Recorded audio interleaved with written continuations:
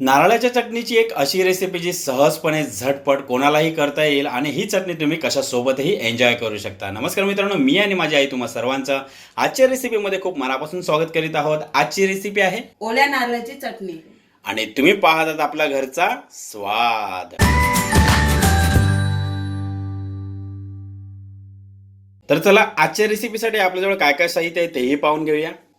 मी ते ओला नारळ किसून घेतलेला आहे, ओली मिरची घेतलेली आहे, कोथिंबीर, लिंबू, आलं, कढीपत्ता, लसूण, चवीनुसार मीठ, साखर.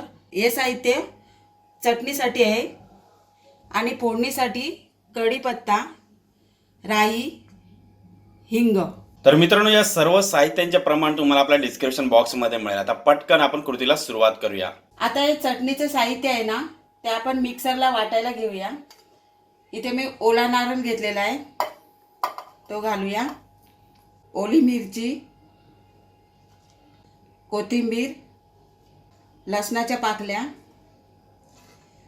थोडासा कढीपत्ता, आलं थोडंसं आणि लिंबाचा रस, थोडीशी साखर आणि चवीनुसार मीठ. आता यामध्ये थोडासाच आपल्याला पाणी घालायचं आहे आणि बारीक वाटून घ्यायचं आहे.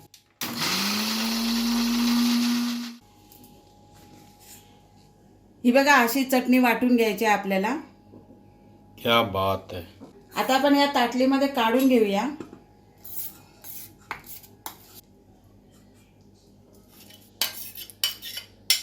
ही बघा, आपली आता चटणी तयार झालेली आहे. आता आपल्याला छोटीशी फोडणी करून घ्यायची आहे. मी या भांड्यामध्ये अगोदर तेल टाकलेलं आहे. आता आपण गॅस पेटूया आणि तेल चांगलं गरम करून घेऊया. तेल तापल्याच्या नंतर यामध्ये आपण राई घालूया. ही बघा, आपली राई आहे ना, अशी तडतडली पाहिजे. आता हिंग घालूया, कढीपत्ता. गॅस बंद करूया.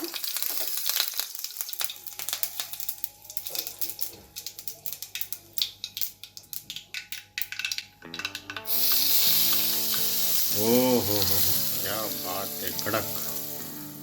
पाहिलीत ना मित्रांनो, किती साधी सोपी आहे ना चटणी.